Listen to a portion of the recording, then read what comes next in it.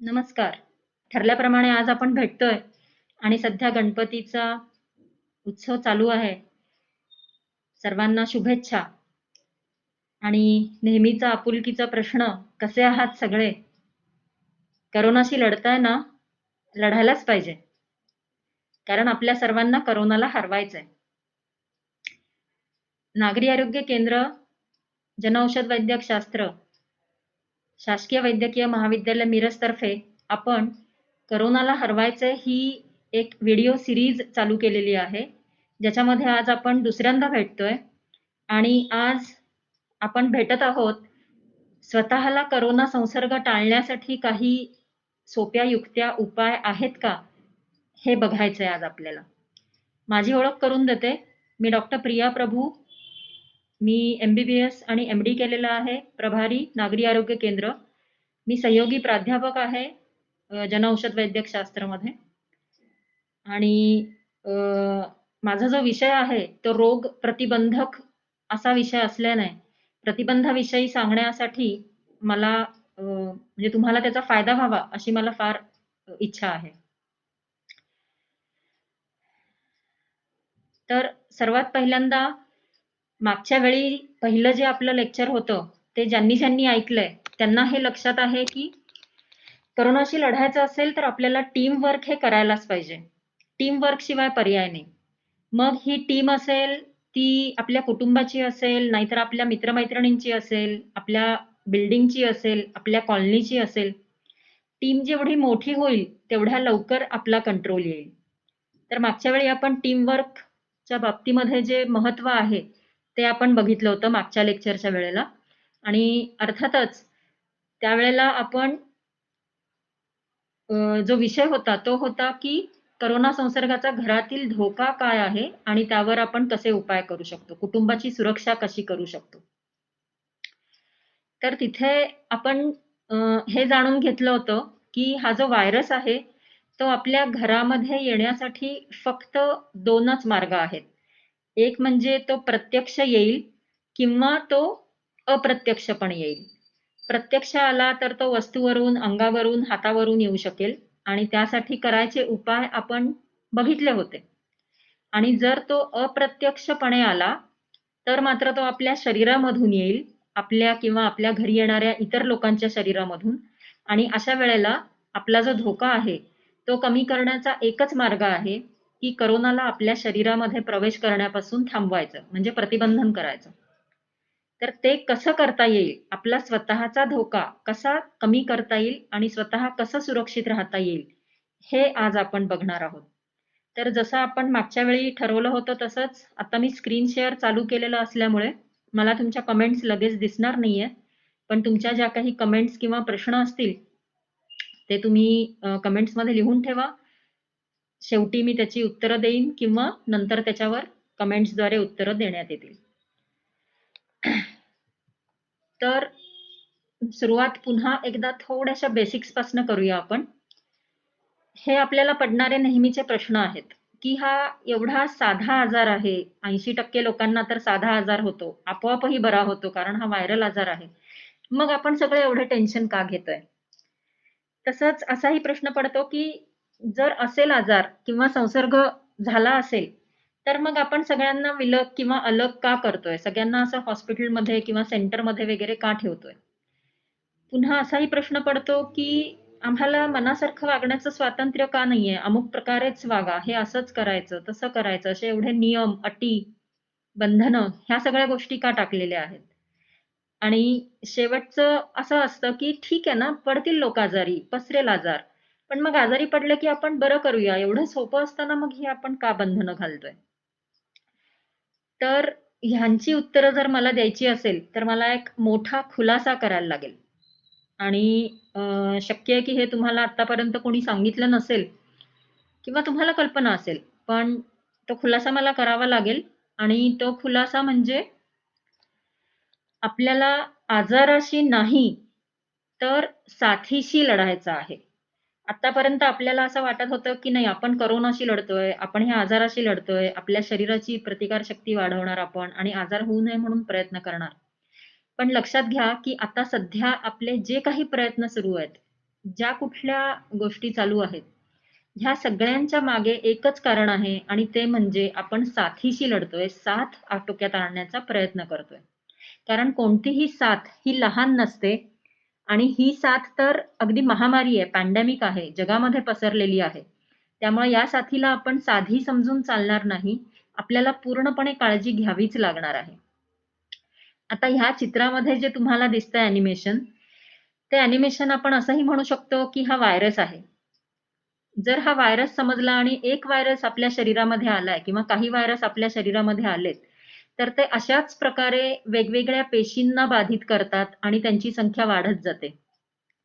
आणि जर हे आपण अॅनिमेशन साथीचं समजलं, तर ते साथीचं देखील आहे. आपल्याला माहिती आहे, की R0 जो आहे, म्हणजे एका व्यक्तीपासून जे अजून किती व्यक्तींना हा आजार पसरू शकतो, ही संख्या साधारण 2.3 वगैरे अशी आहे ह्या आजाराची, म्हणजे खूप जास्त नाहीये. म्हणजे एका व्यक्तीपासून जास्तीत जास्त 2 किंवा 3 व्यक्तींना हा आजार पसरेल, अशी एक शक्यता आहे. मात्र हे जर आपण बघितलं चित्र, तर तुम्ही बघा की सुरुवात जरी एका केसपासून झाली असेल आणि पहिल्यांदा 3 व्यक्ती बाधित झाल्या, तरी त्यानंतर प्रत्येक व्यक्तीपासून जेव्हा 2 किंवा 3 व्यक्ती बाधित होत राहतात, तेव्हा काही काळामध्येच ही संख्या शेकडो किंवा हजारो लोकांपर्यंत पोहोचते.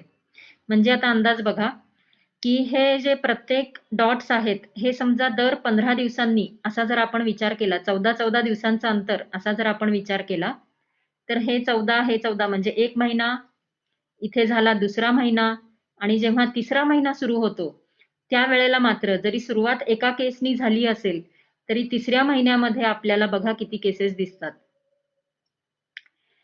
आणि जर हे अंतर आपण 14 दिवस न समजता कमीत कमी अंतर जे 5 दिवस जर असं समजलं, म्हणजे एक आठवडा असं समजलं, तर मग हे पसरण्याचं प्रमाण हे साधारण एका महिन्यामध्येच एवढ्या केसेस दिसू शकतील.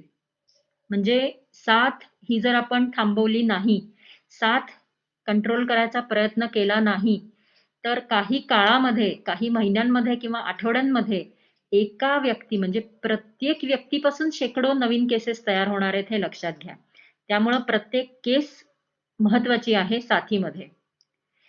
आता साथीमध्ये काही नियम असतात जे आपल्याला लक्षात घ्यायला पाहिजेत. कारण आता आपण साथीवर उपाययोजना करतोय मुख्यतः. साथ बनते लोकांमुळे. ती बनते लोकांमध्ये. साथ वाढते देखील लोकांमुळेच आणि साथ थांबते देखील लोकांमुळेच. विशेषतः जसा करोनासारखा आजार असेल, जिथे उपाय उपलब्ध नाहीत, अशा वेळेला लोकांनाच प्रयत्न करायला लागतात आणि त्यानंतरच ही साथ थांबू शकते. म्हणजेच साथीचं जे काही प्रमाण आहे, हे आपण लोकांमध्येच बघायला पाहिजे. त्यामुळे सर्वात जास्त जबाबदारी कुणाची असेल, तर ती लोकांची आहे. पण हे लोक म्हणजे कोण रे भाऊ? लोक म्हणजे कोण? तुम्ही आणि आम्ही. आपल्यामधली प्रत्येक व्यक्ती ही ह्या लोकांचाच भाग आहे, जनतेचा भाग आहे, समाजाचा भाग आहे. म्हणजेच साथ ही माझ्यामुळे बनू शकते, साथ माझ्यापासून पसरू शकते, साथ थांबवायची जबाबदारी देखील माझीच आहे. आता साथीचे आणि काही नियम जर बघायचे असतील, तर साथ जशी वाढायला वेळ लागतो, ती लगेच होणार नाहीये. 1 किंवा 2 दिवसात होणार नाहीये ही साथ. साथ जशी वाढायला वेळ लागतो, तशीच ही साथ थांबायला देखील वेळ लागतो. साथ पसरण्याचे मार्ग बंद करणं हे अत्यावश्यक असतं.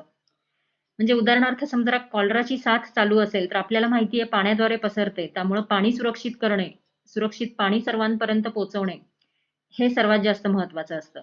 जर मलेरियाची साथ असेल किंवा डेंग्यूची साथ असेल, तर अशा वेळेला आपल्याला माहिती आहे डासापासून पसरते, म्हणून डासांचं नियंत्रण करणं हे अत्यावश्यक असतं. आणि जेव्हा करोनासारख्या हवेद्वारे पसरणाऱ्या आजाराची साथ असते, त्यावेळेला सर्व माणसांच्या वर्तणुकीचे नियंत्रण करणं हे अत्यावश्यक असतं. म्हणजे लोक जसे वागतील त्यानुसार साथ वाढणार की बंद होणार हे दिसून येईल. आणि यामुळंच आपल्याला संशयित आणि बाधित, कारण त्यांच्यापासून साथ पुढे जाणार आहे, त्यांनाच बाजूला करायला पाहिजे. जसं कॉलरामध्ये पाणी आपण बाजूला केलं, मलेरियामध्ये डासांवर आपण नियंत्रण केलं, तसं करोनामध्ये आपल्याला संशयित आणि बाधित यांना इतरांपासून अलग किंवा विलग करणं हे आवश्यक असतं, जेणेकरून संसर्गाची साखळी तोडली जाईल. जर ही महत्वाची स्टेप आपण केली नाही, तर साथ थांबू शकत नाही. आणि हेही लक्षात घ्या की जर आपल्याला साथ थांबवायची असेल तर संसर्गित व्यक्ती ही लवकरात लवकर सापडायला पाहिजे आणि जास्तीत जास्त संसर्गित व्यक्ती सापडायला पाहिजेत.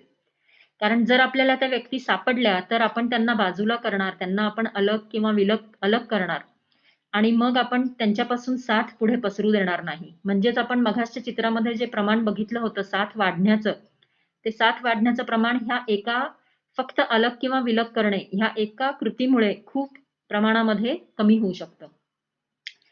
आता जर तुम्ही आतापर्यंत व्यवस्थित ऐकलं असेल तर तुमच्या लक्षात येईल की साथ वाढते लोकांमुळे म्हणजे जबाबदारी ही तुमची आमची येते. साथ वाढण्याबद्दल किंवा केसेसची संख्या वाढणे ही तुमची आणि आमची जबाबदारी आहे. आणि जर साथ सापडवणे म्हणजे संसर्गित व्यक्ती सापडवणे आणि थांबवण्यासाठी मदत करणे, त्यांना अलग करणे ही सरकारची जबाबदारी आहे. तर साथीशी आपल्याला जर लढायचं असेल तर सर्वात महत्वाचं असतं ते ज्ञान, इन्फॉर्मेशन. जेवढी जास्त इन्फॉर्मेशन आपल्याकडे असेल, ज्ञान आपल्याकडे असेल, त्यानुसार आपण साथ चांगल्या प्रकारे कंट्रोल करू शकतो. आता ज्ञान आणि माहिती हे वेगवेगळं आहे. आपल्याला WhatsAppमधनं जे मिळतंय ते खूप प्रकारची माहिती आहे. ती कधी खरी असते, कधी खोटी असते, पण ती माहिती असते. त्या माहिती प्राप्त झाली ह्याचा अर्थ लगेच ज्ञान मिळालं असं होत नाही. तर ज्ञान म्हणजे काय? इन्फॉर्मेशन म्हणजे काय? नॉलेज म्हणजे काय? तर आपल्याला जे ज्ञान मिळवायचंय ते या प्रकारांचं आहे. सगळ्यात पहिल्यांदा म्हणजे आपल्याला प्रस्तुत परिस्थिती स्वीकारण्याचं शहाणपण मिळालं पाहिजे. कारण जोपर्यंत आपण आहे ही परिस्थिती स्वीकारणार नाही, तोपर्यंत आपण आपली वर्तवणूक बदलण्यासाठी तयार होणार नाही. तर सगळ्यात आधी आपल्याला हा स्वीकार करायला लागेल, की ही एक महामारी चालू आहे, ज्यामध्ये हजारो केसेस होत आहेत आणि ते थांबवण्याची जबाबदारी ही माझी आहे. ही प्रस्तुत परिस्थिती आपण स्वीकारायला पाहिजे. त्यानंतर आपल्याला जागृत राहण्याचं महत्त्व कळायला पाहिजे, जे आपण मागच्या वेळी देखील ह्याच्यावर चर्चा केली होती. हा साधा आजार असला तरी देखील अजून अनोळखी आहे. ह्या आजाराचा लाँग टर्म इफेक्ट जो आपण म्हणतो, की काही काळानंतर त्याचे काही परिणाम होणार आहेत का, राहणार आहेत का? किंवा किती प्रकारे हा आजार अ, माणसाला त्रास देऊ शकतो. आजार संपल्यानंतर, बरा झाल्यानंतर काही मॉर्बिडिटी राहते का? व्यंगत्व राहू शकतं का? हे सगळी माहिती आपल्याला हळू प्राप्त होणार आहे. त्यामुळं अनोळखी आजार हे टाळायला हवेत, हे महत्त्व कळतं आपल्याला.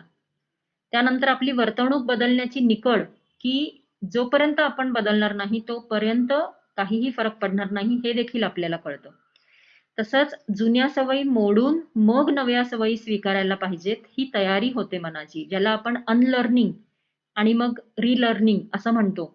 तर ह्या गोष्टींची देखील आपली तयारी होते.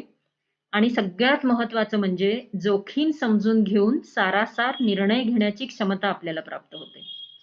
म्हणजेच आपल्याला मग कुणी इतरांनी सांगायची गरज पडत नाही, की "बाबा रे मास्क लाव, तू का काढलायस?" आपण आपली जोखीम समजून घेतो आणि मग सारासार निर्णय घेऊ शकतो. तर आज आपण ही क्षमता मिळवण्यासाठी थोडासा प्रयत्न करूया, जेणेकरून प्रत्येक ठिकाणी सुरक्षित राहण्यासाठी आपल्याला मार्ग मिळेल. तर ह्याची सगळ्यात पहिली पायरी आहे, की तुम्हाला एक टीम निवडायला लागेल, की तुम्ही कोरोनाच्या टीममध्ये आहात का भारताच्या म्हणजे आपल्या देशाच्या टीममध्ये आहात. आणि मग ही अशी वाटणी मी का केली आहे? कारण आता सध्या आपण टोटल संख्या म्हणजे संपूर्ण संख्या आहे केसेसची, याच्या दृष्टीनं आपण जगामध्ये 3ऱ्या क्रमांकावर आहोत.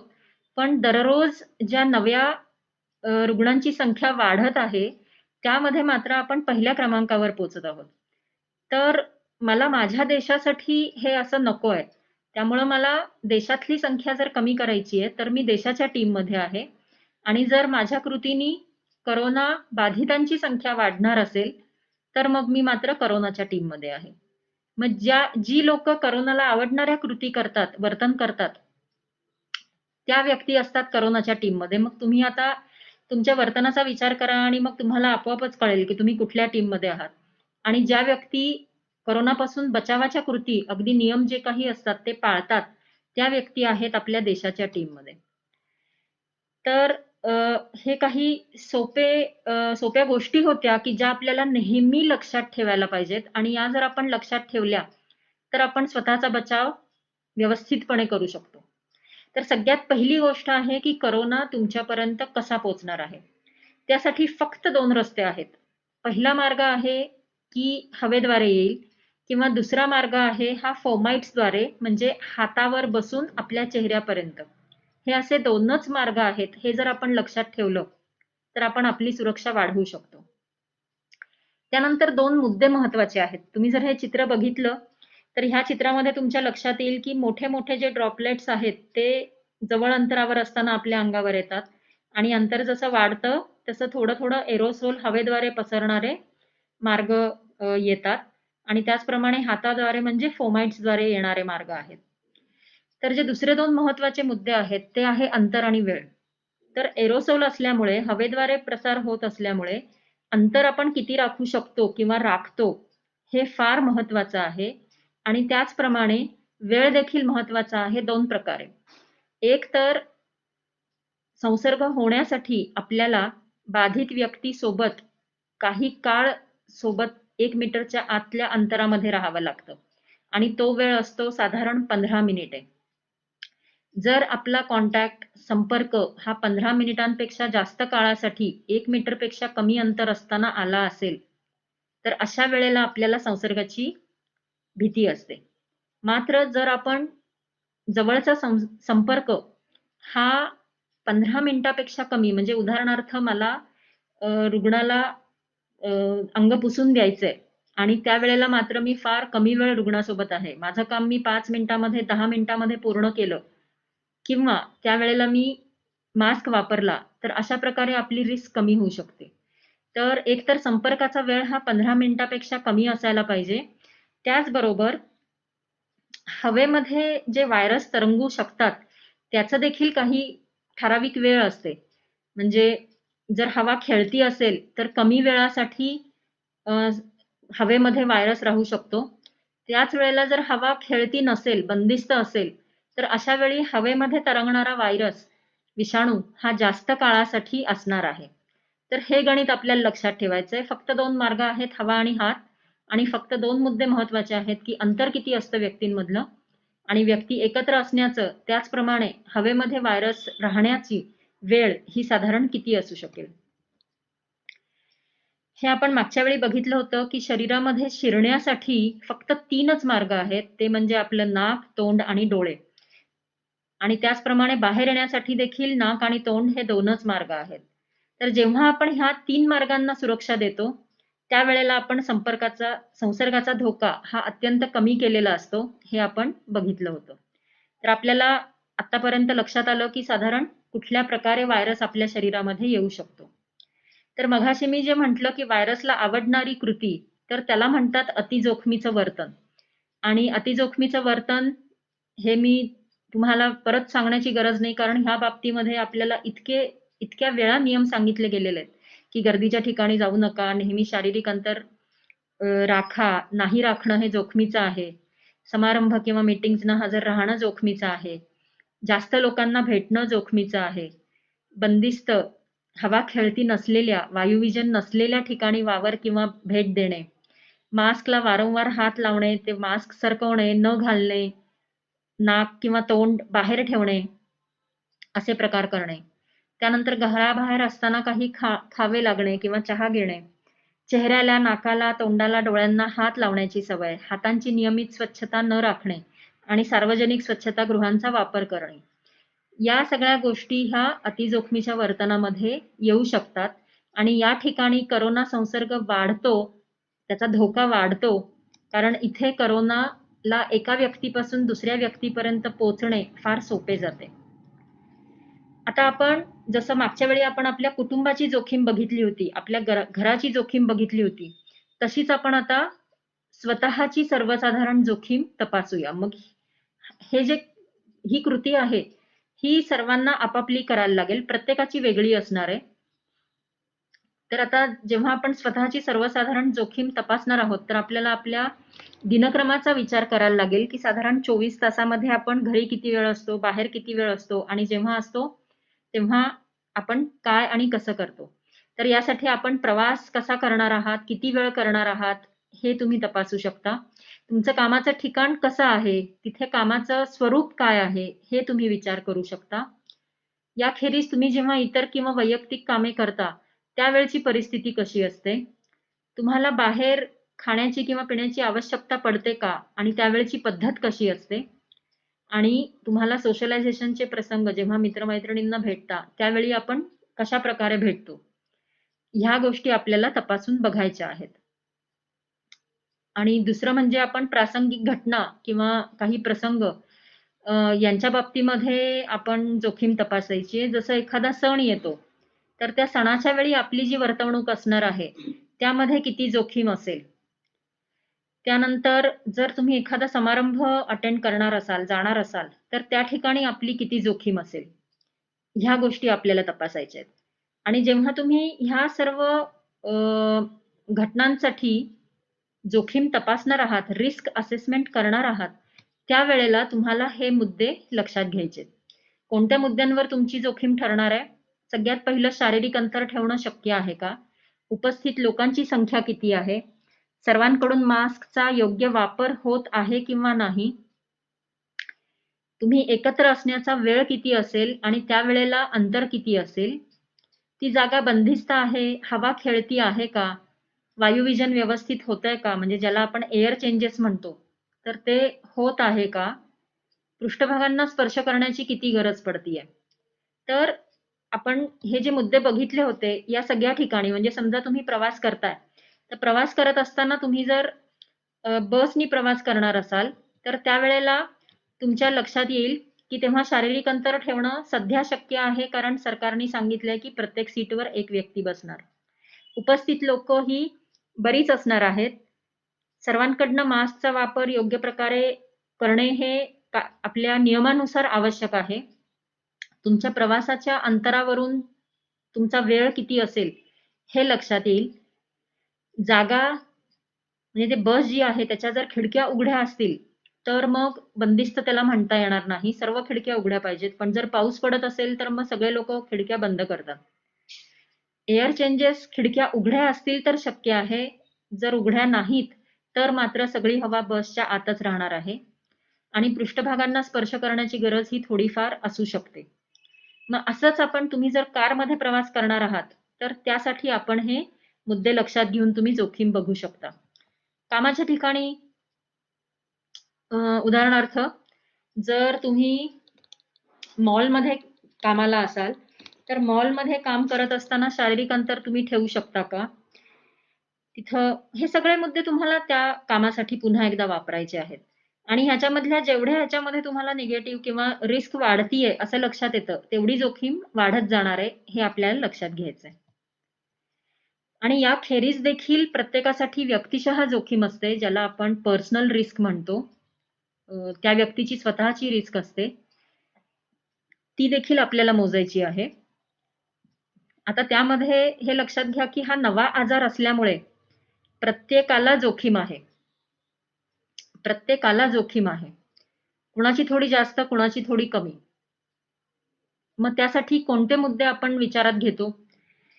तर पुरुषांसाठी ही जोखीम थोडी जास्त आहे, कारण त्यांच्या शरीरामध्ये ACE2 रिसेप्टर्सची संख्या जास्ती असते. त्यामुळं जर तुम्ही पुरुष असाल, तर आपल्याला काळजी अधिक घ्यायला हवी. त्याचप्रमाणे जर वय 60 पेक्षा जास्त किंवा 65हून जास्त असेल, तर अशा वेळी जोखीम वाढते. आता जेव्हा मी असं म्हणते, तेव्हा हे लक्षात घ्या, की यापेक्षा कमी वयाला जोखीम नसते असं नाहीये. जोखीम प्रत्येकालाच आहे. पण जेव्हा हे मुद्दे आपण विचारात घेतो, तेव्हा ह्या प्रत्येक मुद्द्यासोबत जोखीम हळूहळू वाढत जाते. इतर काही कोमॉर्बिडिटीज किंवा इतर आजार आहेत का? जसे बीपी, डायबिटीस, ओबेसिटी किंवा याखेरीज अस्थमा, असे काही आजार आहेत का? आजार असतील तर ते नियंत्रणात आहेत का? हे सर्व मुद्दे तुमची जोखीम वाढवतात. त्याचप्रमाणे तुम्ही फ्रंटलाईन वर्कर आहात का? फ्रंटलाईन वर्कर म्हणजे तुम्ही एकतर कोरोनाशी संबंधित कुठल्या ना कुठल्या कामामध्ये आहात, किंवा तुम्हाला तुमच्या कामामध्ये खूप साऱ्या व्यक्तींना भेटावं लागतं. कोरोनाशी संबंधित म्हणजे आशा वर्कर असू शकतं, स्वच्छता सेवक असू शकतात. डॉक्टर्स, नर्सेस आहेत, पोलीस आहेत. त्याचप्रमाणे फ्रंटलाईन वर्करमध्ये मग बँकमध्ये काम करणारे व्यक्ती येऊ शकतात.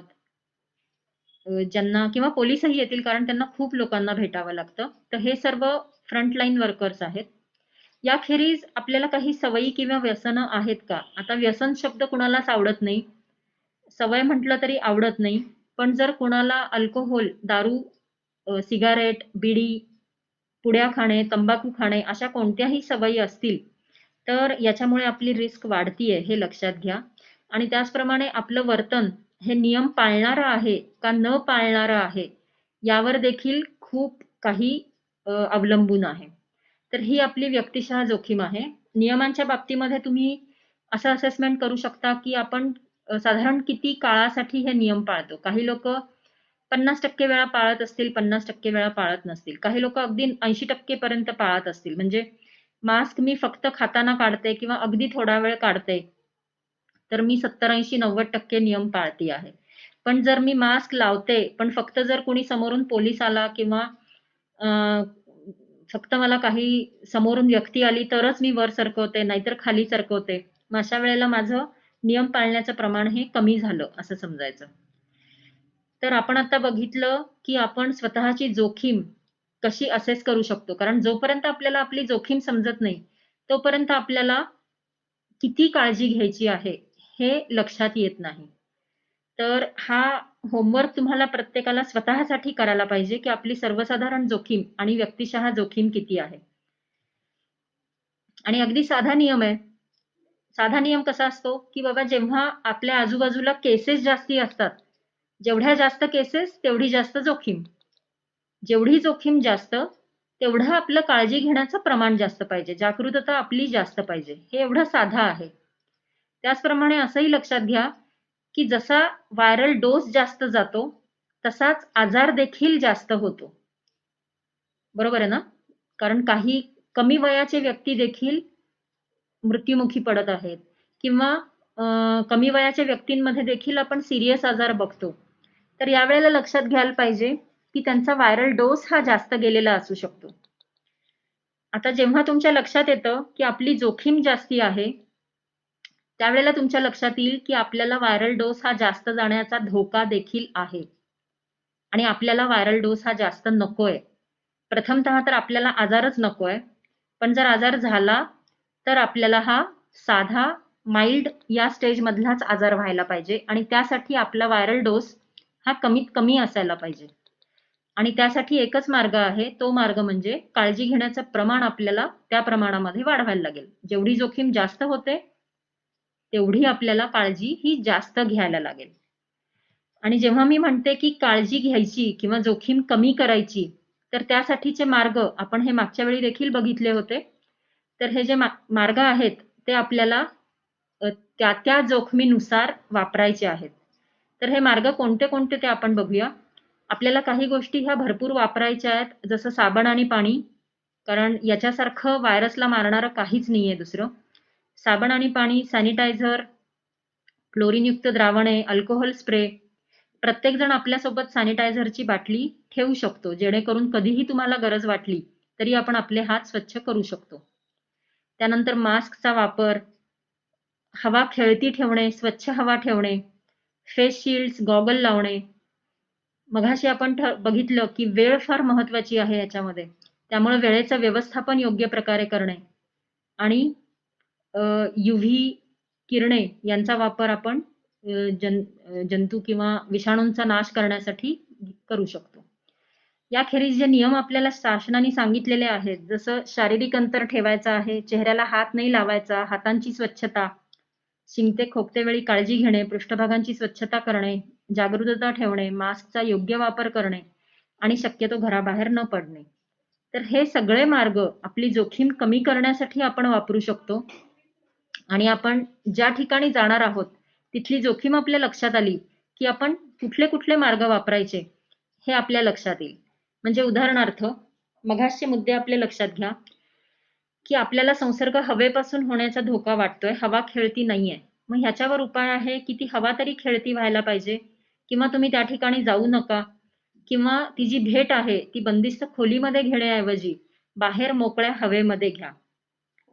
समजा आपल्या असं लक्षात आलं की जोखीम जी आहे ते आपले हात दूषित होण्याची जोखीम आहे.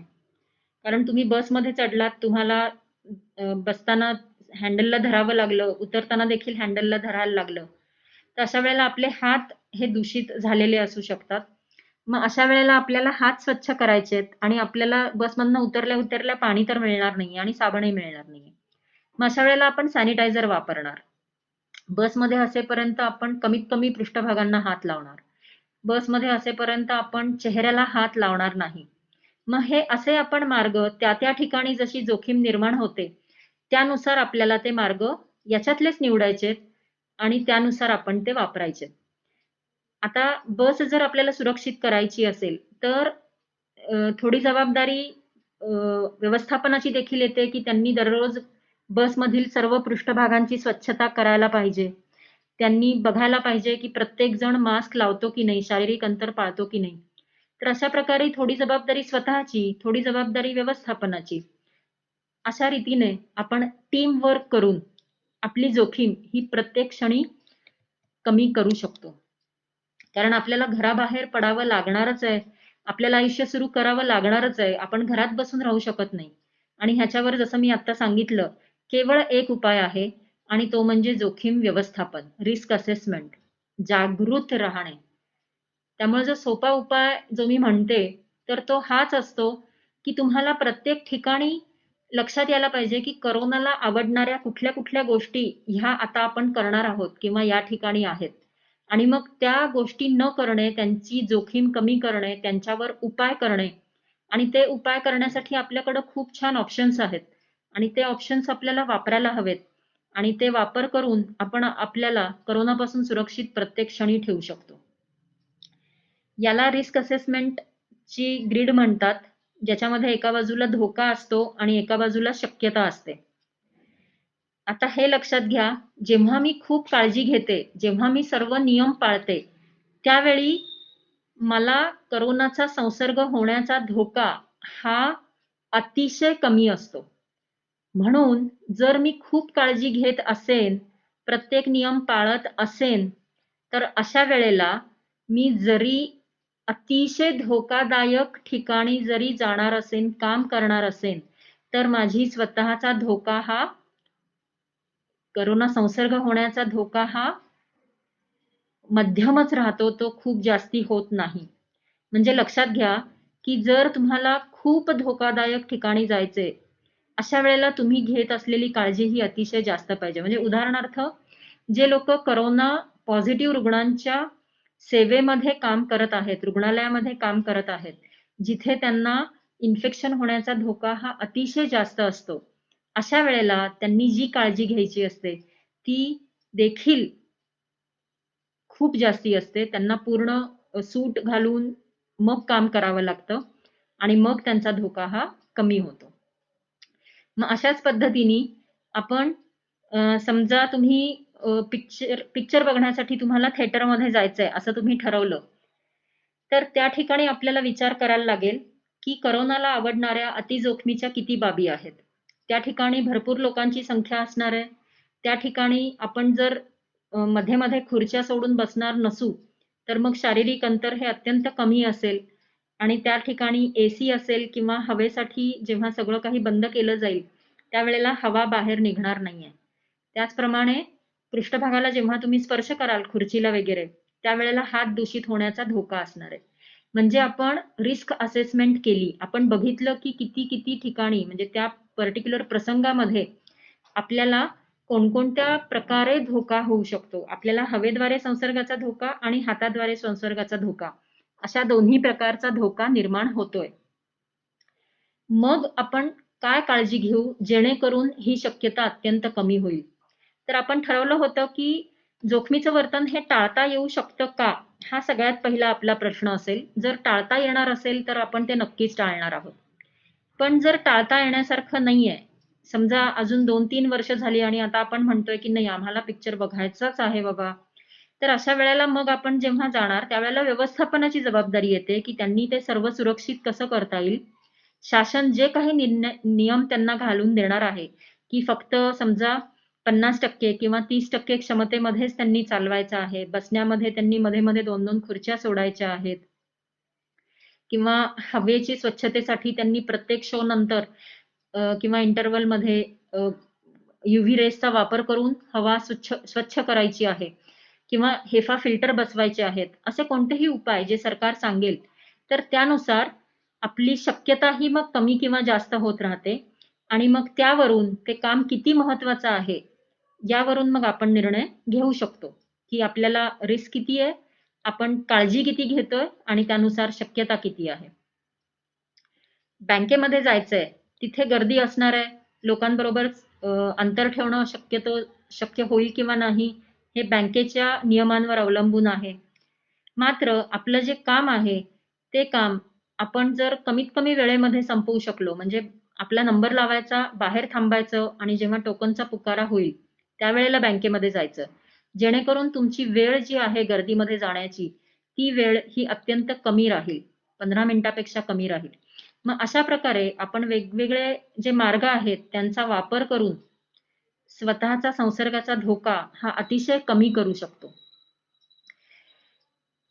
तर याच्यामध्ये आता हेही उदाहरण बघा, की जेवढे जास्त नियम पाळू, तसा धोका कसा कमी होत जातो. आता बऱ्याचदा आपण WhatsAppचे मेसेजेस बघितलेले आहेत, की मास्क लावून काहीच फायदा होत नाही. तर खरंच फायदा होत नाही का? तर हे बघा, की आपण संसर्गित व्यक्ती आहे, त्या व्यक्तीने नाही लावला मास्क आणि आपण पण मास्क नाही लावला आणि आपलं अंतर कमी आहे, तर अर्थातच खूप मोठा धोका आहे आपल्याला. पण जर आपण मास्कचा वापर करत असू आणि इतरांनी केला नाही, तर तो धोका लगेच कमी होतो. जर संसर्गित व्यक्ती लावत असेल मास्क आणि आपण नसेल लावला, तर अर्थातच धोका अजून कमी असतो, कारण व्हायरस हा शरीरातनं बाहेरच पडत नाहीये. आणि जेव्हा संसर्गित व्यक्ती काळजी घेते, की व्हायरस शरीरातनं बाहेर पडणार नाही आणि आपण काळजी घेतो, की आपला व्हायरस प्रवेश करण्याचे जे मार्ग आहेत, याच्यामध्ये तुम्ही शील्ड देखील वाढवू शकता. प्रवेश करण्याचे मार्ग जे आहेत, ते जर आपण बंद केले, तर अशा वेळेला धोका हा अतिशय कमी होऊन जातो. आणि त्याचबरोबर जेव्हा आपण शारीरिक अंतर ठेवतो, 2 फूट जेव्हा कधी ठेवू शकतोय, तेव्हा अत्यंत चांगलं. ह्यासाठी अगदी साधा उपाय असतो. ऑफिसमध्ये तुमचं टेबल आहे, तुम्हाला भेटायला व्यक्ती येतात. युजुअली त्या व्यक्तींचं बसण्याची जागा जी असते, ते तुमच्या टेबलला लागून असते. मग त्या व्यक्ती तुमच्याबरोबर साधारण 1 मीटर अंतरावर असतात. प्लस बसल्यानंतर त्या तुमच्या टेबलला देखील स्पर्श करणार असतात. तर आपण फक्त आपल्या फर्निचरची व्यवस्था बदलली ऑफिसमधली आणि लोकांना बसण्यासाठी थोडंसं मागे सरकून, अंतर ठेवून, भिंतीला लागून साधारण 2 मीटर येईल किंवा जेवढं जास्त शक्य आहे तसं अंतर राखून जर आपण खुर्च्यांची व्यवस्था केली किंवा खुर्च्यांची संख्या कमी केली, समजा तुम्ही आधी 5-6 खुर्च्या ठेवल्या असतील तुमच्या ऑफिसमध्ये, पण आता आपल्याला जास्त लोक नको आहेत एका वेळेला, तर त्यामुळे आपण जर 2च खुर्च्या ठेवल्या, तर आपला धोका हा कमी होतो, कारण आपण अंतर ठेवलंय. तुम्ही मास्क वापरलात, धोका कमी झाला. येणाऱ्या व्यक्तीला मास्क लावण्याचं बंधन ठेवलं, धोका अजून कमी झाला. तुमच्या कामाच्या ठिकाणी हवेचं वायुविजन किती आहे, किती खेळती हवा आहे, एक्झॉस्ट फॅन आहेत का, याचा जर तुम्ही विचार केलात आणि तुमच्या खोलीतली हवा ही नियमितपणे बाहेर जाते या ना, क्रॉस व्हेंटिलेशन आहे का किंवा एक्झॉस्ट फॅन आहे का, याची जर तुम्ही काळजी घेतली, तर मग तुमच्या संसर्गाचा धोका हा अतिशय कमी होऊन जातो. त्यामुळं हा जो सगळा खेळ आहे, हा सगळा खेळ केवळ आणि केवळ जोखमीचं वर्तन ओळखणे, जोखीम ओळखणे आणि त्याचं व्यवस्थापन करणे, ह्या एकाच गोष्टीभोवती आहे. आणि तुमच्या लक्षात येईल, की आपण आपलं आयुष्य जे आहे, ते अशा प्रकारे जोखमीचं व्यवस्थापनच करतो. रस्ता क्रॉस करायचा असेल, तर आपण विचार करतो, की गाड्या किती वेगाने येतायत, किती गाड्या येतायत, किती जास्त अंतर मला जायचंय, किती जोरात जावं लागेल. मग जेव्हा तुम्ही तुमच्या कॉलनीमधला रस्ता क्रॉस करणार असाल, त्यावेळेला तुम्ही जास्त विचार करत नाही आणि पटकन क्रॉस करू शकता.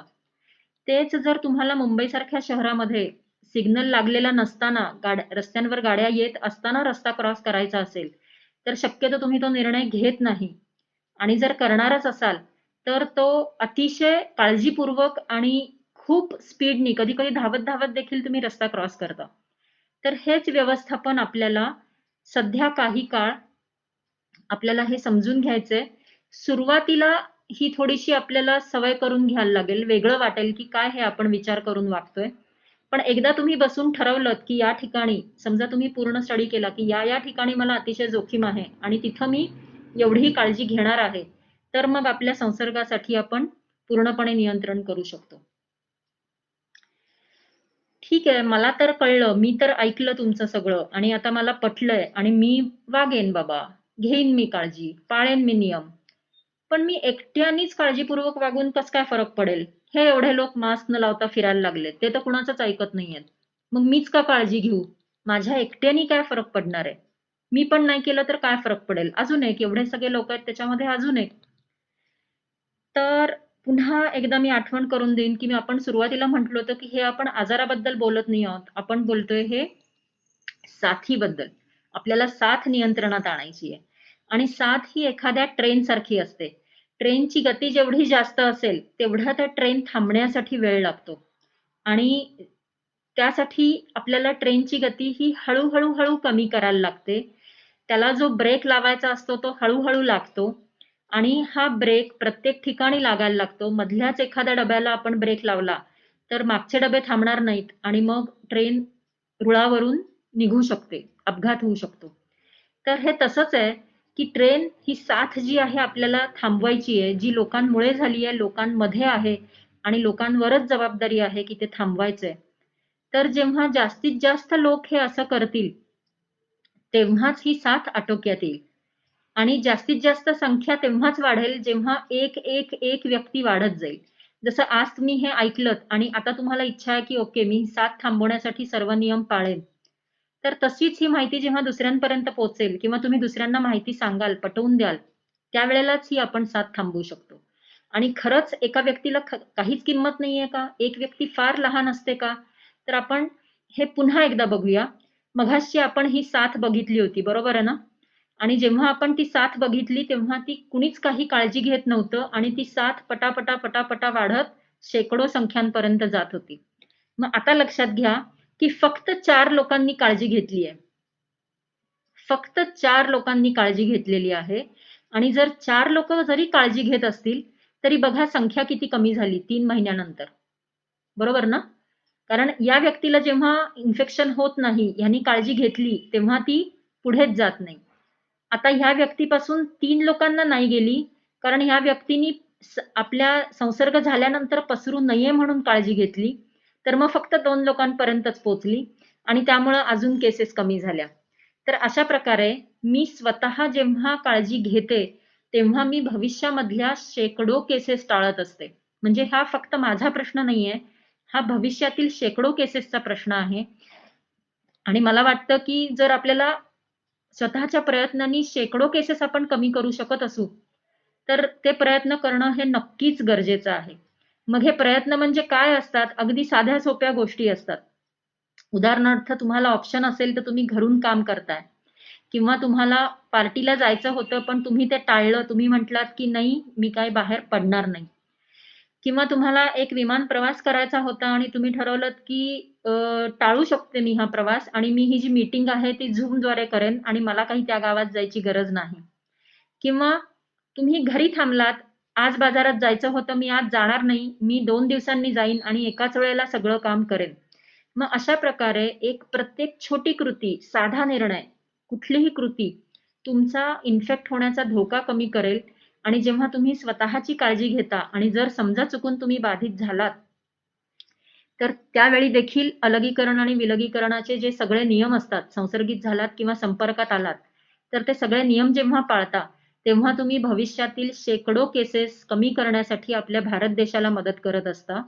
आणि म्हणूनच तुमच्या प्रत्येकाचं खूप महत्त्व आहे आणि तुमच्या प्रत्येकाच्या साथीशिवाय आपण ही साथ थांबवू शकणार नाही. म्हणून मीच माझा रक्षक आहे आणि मी देशाचाही रक्षक आहे. आणि जर ही साथ थांबवायची असेल, कोरोनाला हरवायचं असेल, तर आपल्याला स्मार्टली जगायला लागेल. We have to live smart. म्हणजेच आपण नियम पाळणार आहोत आणि जेव्हा आपण नियम पाळतो म्हणजेच आपण स्मार्ट असणार आहोत. आपण घाबरणार नाही आहोत. आपण चिंता करणार नाही आहोत. आपण काळजी घेणार आहोत आणि आपण कोरोनाला हरवणार आहोत.